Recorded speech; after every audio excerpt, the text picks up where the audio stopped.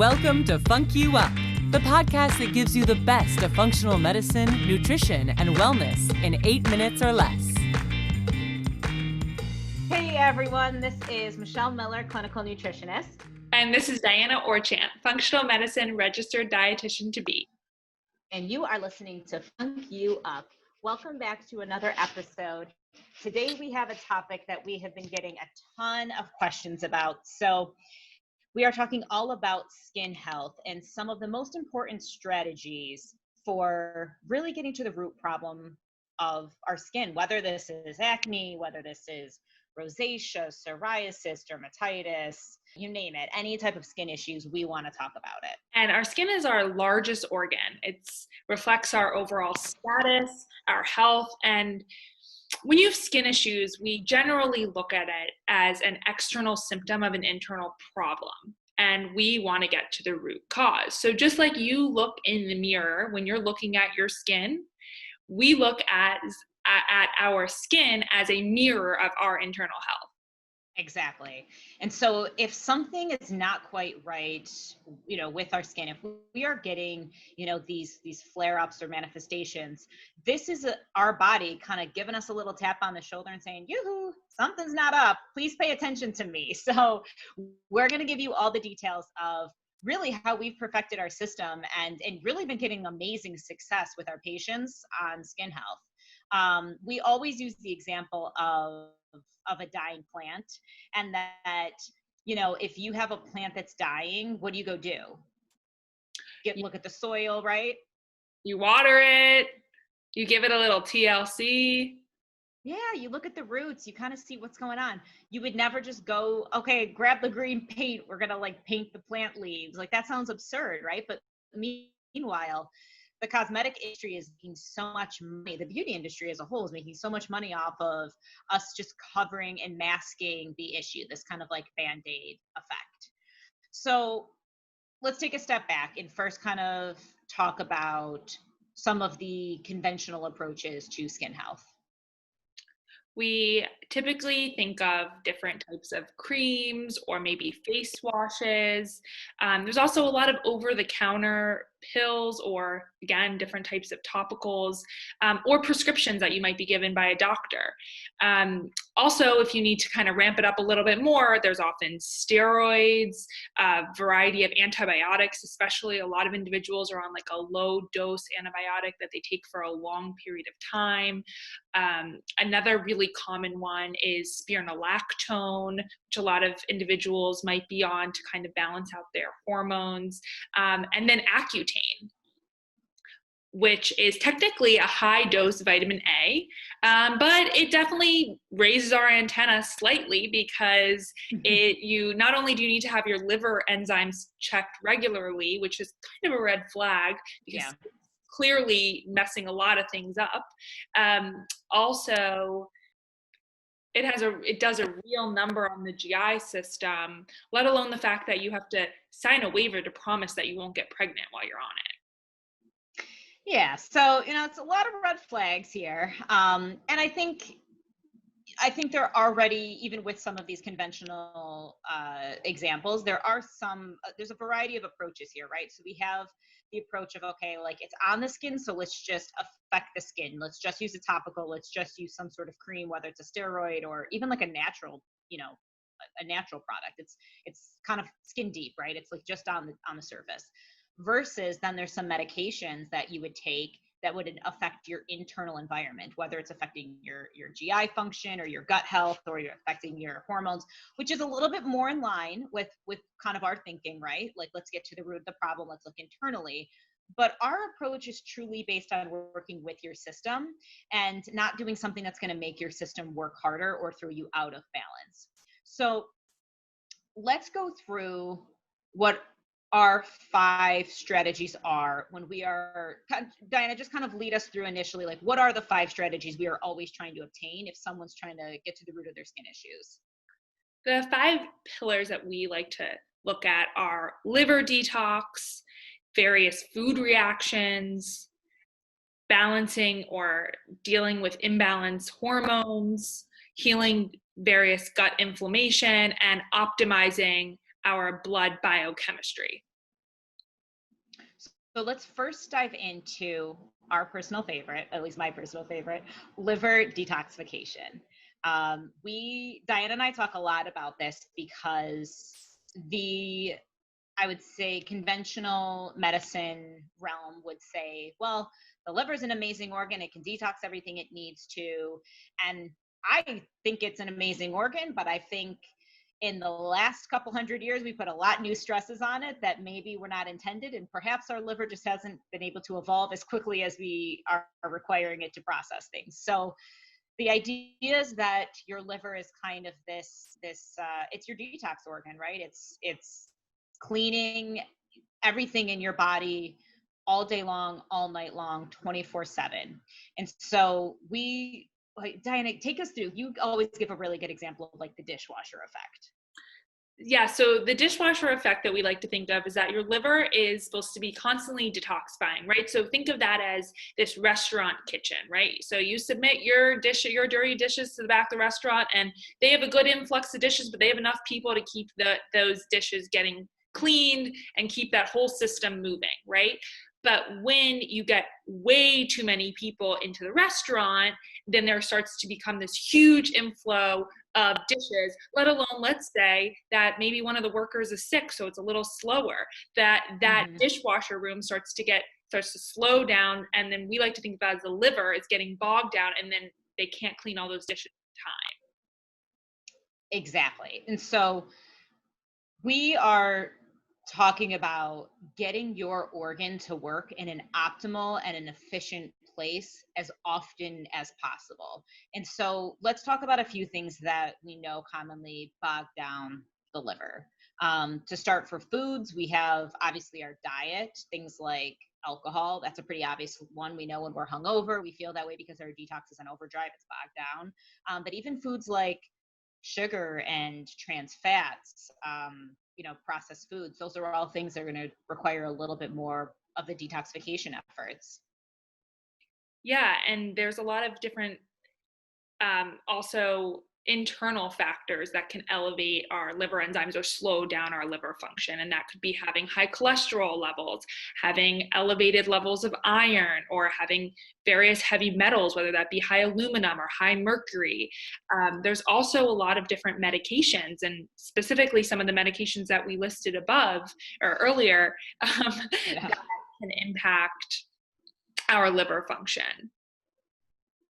And so, if we are finding that the efficiency of our liver detox pathway can affect our skin, then let's do everything we can to kind of get that in tip-top shape, right? Like the best working order.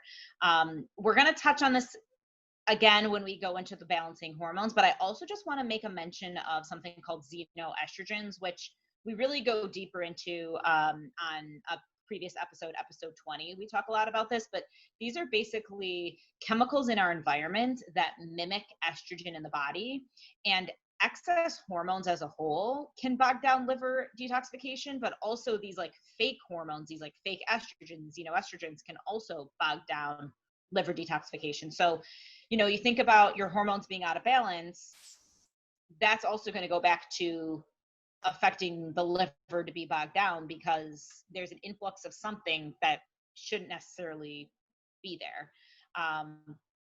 Let's talk about some of the ways we first start to address liver detoxification with our clients. So when people hear liver detoxification or detoxification in general, they think like, whoa, like, is this trendy? What's going on? But a juice cleanse. We're not talking about putting maple syrup and lemon juice in your water. We're talking about true liver detoxification, the scientific process and how this works. And so some of the things that actually help upregulate the phases of detoxification include eating lots of cooked cruciferous vegetables, various herbs that we'll often use a lot in practice, whether that be milk thistle or N-acetylcysteine, to upregulate the glutathione in our body, or even just taking glutathione, which is kind of like the master antioxidant to get rid of some of those free radicals or reactive oxidative species, which are causing inflammation. And then also we think of things not only to feed the detox pathways, but also to assist them and make them work more efficiently, such as sweating, whether that be through exercise, or our personal favorite, which we can't really do right now, is going to an infrared sauna to get that cellular detoxification on such a deep level. Yeah, and I mean, liver detoxing is something I'll do with a lot of my clients because there are just so many positive benefits of it. And I think you'll hear us talk about that throughout today's episode, is that there's just a million kind of interactions and connections that happen in our body. And so naturally, when you're talking about strategies to address an issue, there's so much crossover, but basically going through some sort of program that helps support liver detoxification. I just always reiterate with my clients, it's not a caloric restrictive program, because you really need a certain amount of calories to make sure you can get through there's three main phases in liver detoxification. You need to make sure you have a certain amount of like amino acids and a certain amount of calories to upregulate and make sure that all of that processing really happens. So I always am very clear, this isn't like something you read in like a teen magazine and you like try it out at home. Like, this is an actual nutritional detox that we take you through. And I just want to say, it's been remarkable working with whole food nutrition and seeing before and after blood work.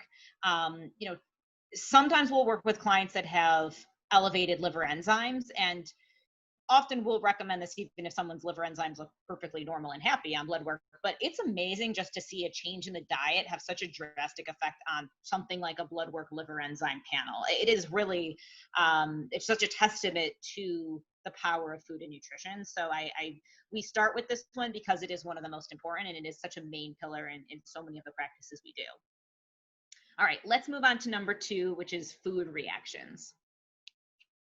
Yes, so food reactions. So this can range from food intolerances, such as lactose intolerance, where you might just not have an enzyme to break something down, to food allergies, which would be an IgE reaction, or a more immediate reaction to a specific food or allergen. And then there's food sensitivities, which is more of that delayed reaction that maybe shows up a little bit later. And that could be an IgG or IgA antibody test. And we talk more about this if these IGs are kind of confusing. We talk about these in episode 28. But all of these various food reactions can cause various issues in the skin. And one of my favorite things is that there's hundreds of different ways that we as individuals can react to food. So for one person, it might be constipation or having mood shifts. And for another person, it might be having cystic acne or eczema or psoriasis, all caused by different varieties of food. So this underlying idea is that if you do have a food intolerance, a food allergy, a food sensitivity, it's important to figure out what that is for you, because not only is this creating inflammation in the body that is kind of like bogging your systems down, but it's really going to be difficult to completely heal any of your health goals until you can eliminate and find a way to counterbalance that inflammation that's occurring. And I want to say too, it's so interesting to me to go through this journey with clients, because yes, there are some main common inflammatory foods, and we'll get to those in a little bit. But I've had clients that find out like there's quote unquote healthy foods that they just, whatever it is about that food, like they just can't tolerate it, like tomatoes, if you, or cashews, like if you find out a food that's healthy, that's in your diet on a regular basis, could it be actually holding you back from your health goals? I mean, it's up to you at that point what you do with that information, but it's like, isn't it better to know and just to be empowered with that fact? So let's go on to pillar number 3, balancing hormones. So This I is a think, big one. yes. So this can really range from simple things that I think a lot of individuals experience, whether it be breaking out, getting that big pimple right before or after your cycle, experiencing jawline acne. That's usually typical for more hormonal acne, and they can happen at different periods in your life, whether it be puberty or after giving birth or after going off of birth control. I have a really personal story of my own dealing with this. When I went off of birth control a few years ago, I developed cystic acne, and I was somebody that never put on any skin makeup, never understood how to address or had to deal with skin issues of any sort. And I kind of was handed all of these various topicals and prescription medications, went from various doctors and realized that, wait a minute, this is the field that I'm going into at the time.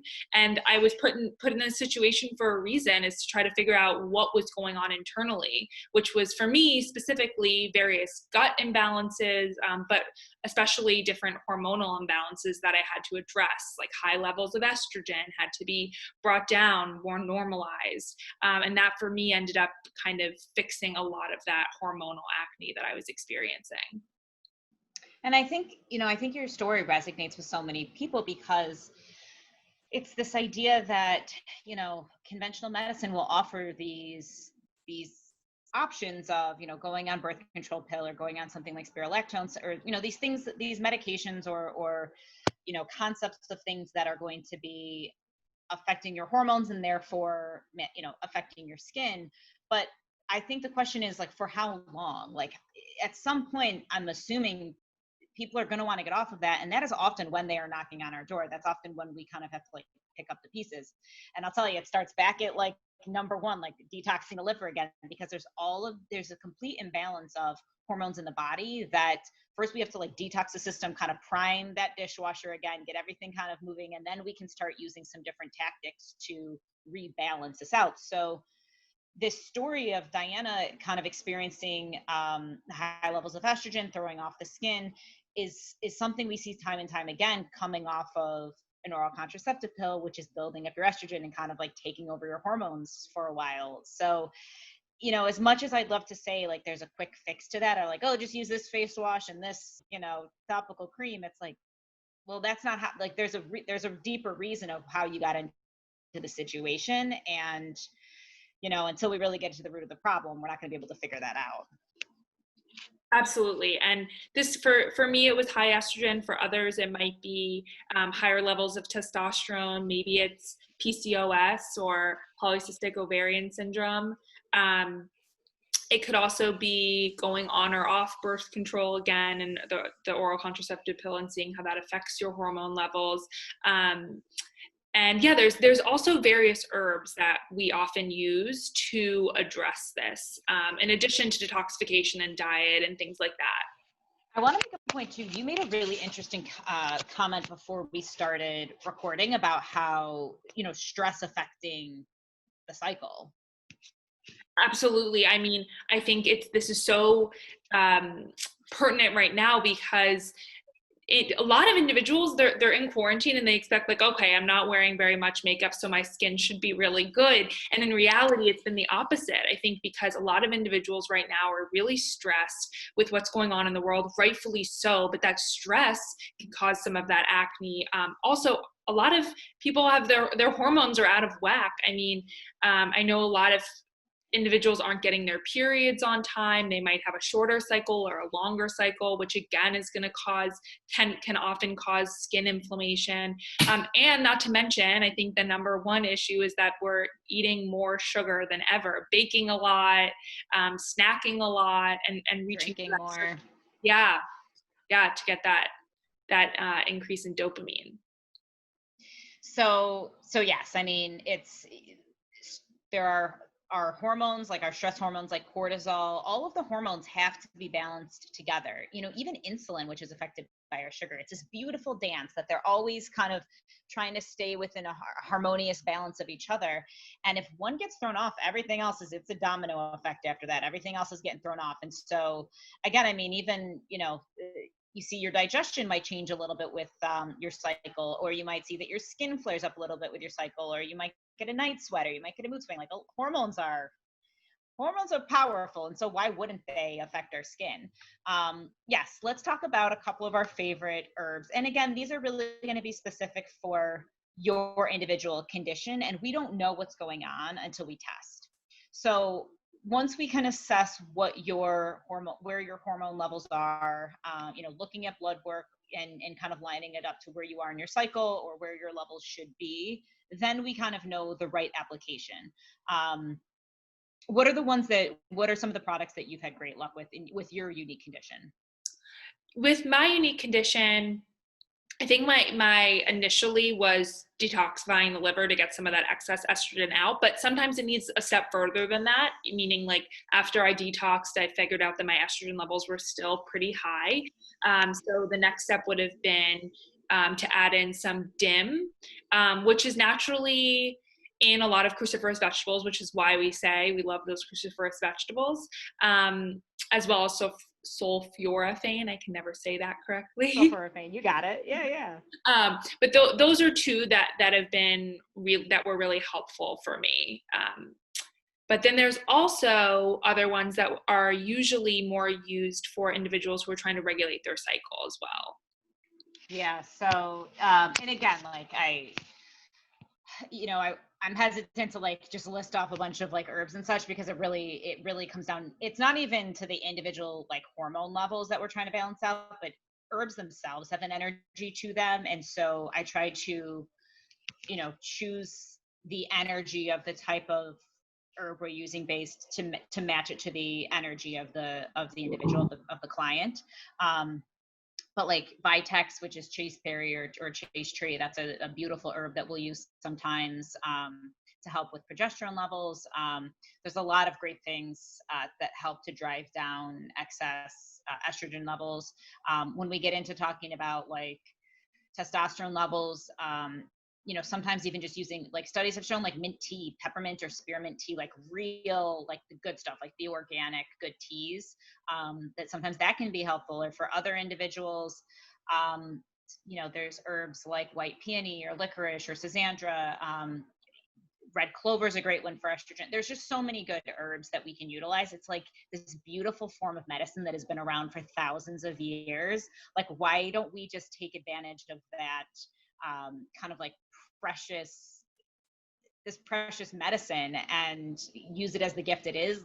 Such minimal side effects, and that can really just help bring such vitality and balance to the body without worrying about side effects and kind of damage to other areas of the body. Absolutely. I actually used peppermint tea to help balance my hormones, and I started a habit years ago, and I still want peppermint tea every single night. So that's been a game changer for me too. Love that. All right, so moving on, next we have healing GI inflammation, healing kind of the gut. And I always say, this is a non-negotiable for me. We don't guess, we test. We have to see what's going on in the GI system. If you know that eating sugar causes a breakout, or if you know that taking, if a doctor's prescribing an antibiotic and it's wiping out the bacteria and that's helping your skin, clearly something's going on in that gut, in that GI system. So we really like to get some testing done first, which is a stool test. We've all done it. It's not pretty, but boy, does it give us a ton of information. We always say, like, we want to get the scoop on your poop. People always look at me like I'm crazy. I'm way too comfortable talking about this, but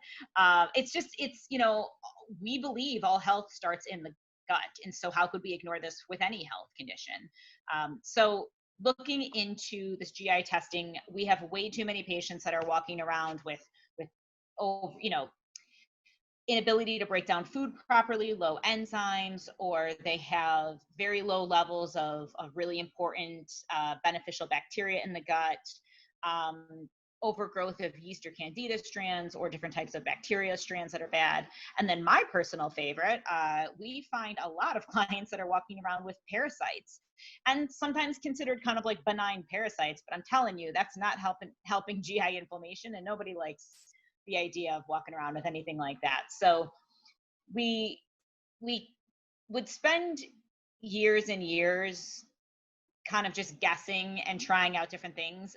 Instead, we can just do this test, see what's going on in the GI system, rebuild the gut, and really make it as strong as it possibly can be, and get you, clearer skin, and also, all of the other things that are going to improve with better digestion too. But yeah, for me, it's a no-brainer. We absolutely have to consider the gut microbiome and just overall GI health. Absolutely. And if that doesn't convince you enough, then we can start to look at the connections between various skin conditions and gut health. So psoriasis, which is an autoimmune condition, so that to us, we already know that's definitely correlated with the gut. But there is almost a 4-fold increased risk in developing Crohn's or ulcerative colitis for individuals who have psoriasis. Also, SIBO, or small intestinal bacterial growth, is 10 times more prevalent in those with acne versus not. So I think that's profound in itself. But what's also interesting is when there's GI patients who come in and say, my number one goal is to fix my GI health. Like I have so much gas and bloating and various issues. And oh yeah, my skin's not great, but like I got to fix my GI health right now. And what's so fascinating is that GI patients get their GI, we do the stool testing, we get their GI, their gastrointestinal system completely under control. They're feeling good. And then, oh, wow, what a coincidence. They now have better skin and more confidence walking around without any digestive symptoms and having clear skin as well. It's such a gift. And like the trickle out effect is it never fails to like impress me. Like, oh, my brain fog is better, my energy is better, my libido's back. And like, there's just so many things that improve. The quality of my skin, like the quality of my nails is better, like things like that too. Of course, these are all the same cells, right? These are all the same, everything's making up everything in the body. It's sharing all the nutrition. But I also think like, it's kind of like the chicken or the egg. Like, was it like the gut issues that flared up the skin? Was it the inflammation that flared up the skin that didn't get under control and that injured the gut? Like it's all connected. It's a big happy family in there, and we're just trying to make everything as balanced as we possibly can. So let's dive into the final pillar, which is optimizing our biochemistry. So for this, we really look at a lot of various vitamins and minerals. We know that, for example, zinc and vitamin A are critical for skin turnover. Those are two, a mineral and vitamin that are often very much overlooked. But Accutane, as I mentioned, is high dose vitamin A. So we already know that vitamin A is a great one. I think what frustrates me is that so many of the B vitamins are necessary for our skin health and development as well. And like medications like oral contraceptive pill, like a birth control pill that's used to get skin issues under control, depletes you of B vitamins. So it's like, again, where's the logic with this? It gets very tricky, but that's another group of vitamins we really want to make sure we are testing for and rectifying and optimizing, repleting those nutrients if we find out that you aren't getting enough of a certain B vitamin in your diet, or maybe you're taking a medication that's depleting that. And we also love omega-3s, vitamin E and vitamin D. And what's a great supplement that combines all these? I probably have mine right here. This wasn't planned, I promise. Cod liver oil. Yay! I have it in a capsule because it's a lot easier to take. But yes, cod liver oil is a beautiful supplement to take, very safe for just about anyone. And it's a good, rich source of omega-3, vitamin A, vitamin D, and just very nourishing for a gut health individual person. It's something that I'll often use in our IBS clients or GI issues. And why not help the skin at the same time? Again, we're all working together. Absolutely. So Michelle, are we missing anything? We covered those 5 main pillars. Is there anything we're leaving out? Wait a minute.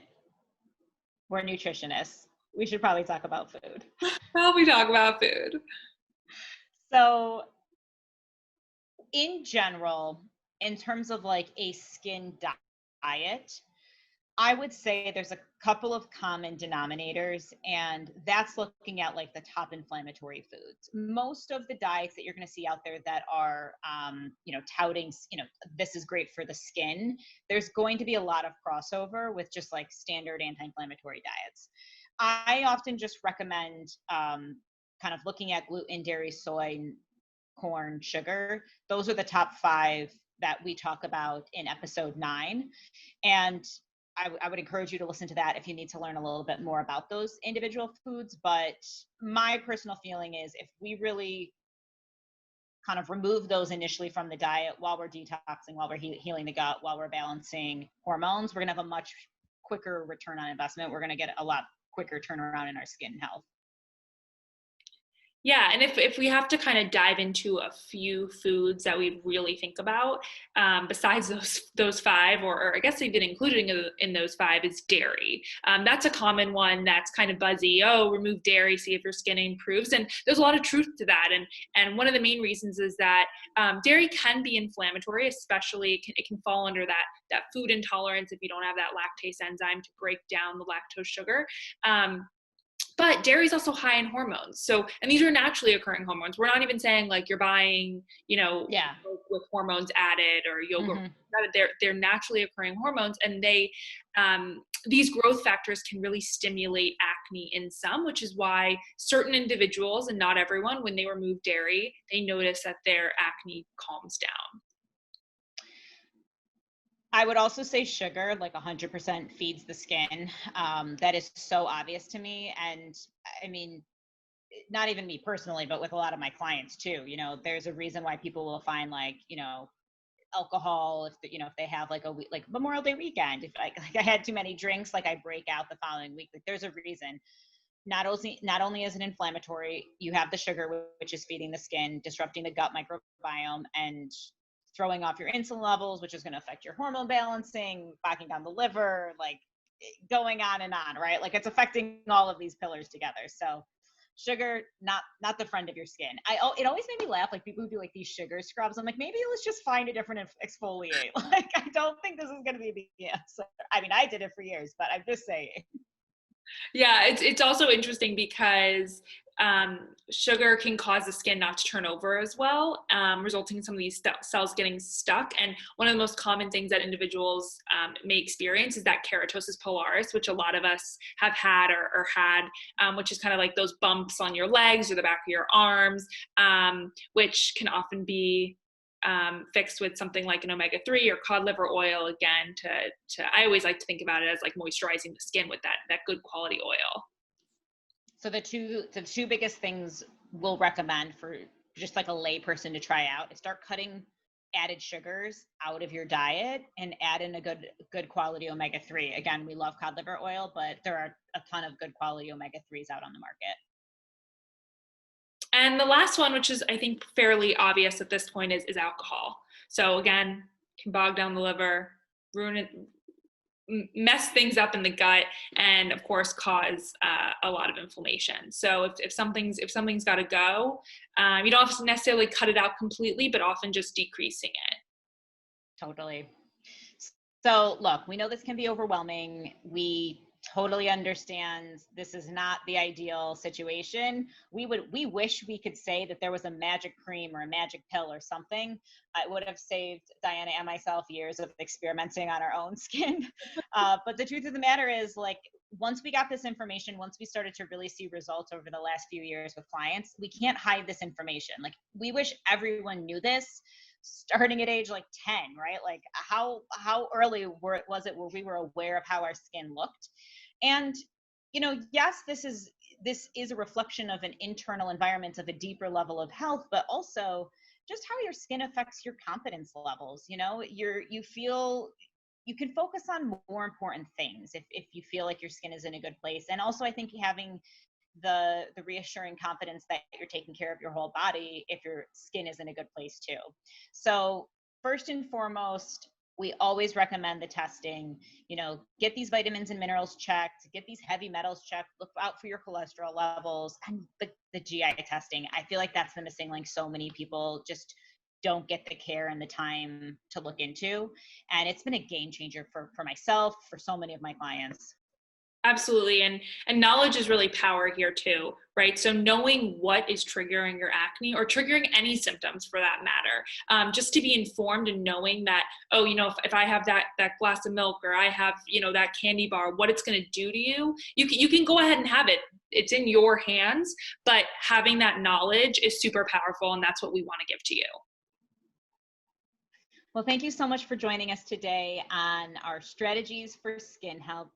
We hope that you enjoyed this information. And if you heard some stuff that was new to you that you think other people should hear about, please share our episode. We always love new subscribers, and leave us any comments you'd like.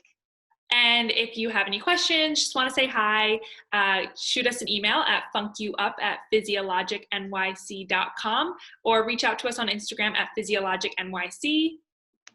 And for more tips and tricks in the world of nutrition and wellness, you can always follow me at MichelleMiller_MSACN. See you next time. You've been listening to Funk You Up. Be sure to like, review, and subscribe for more daily tips on living well.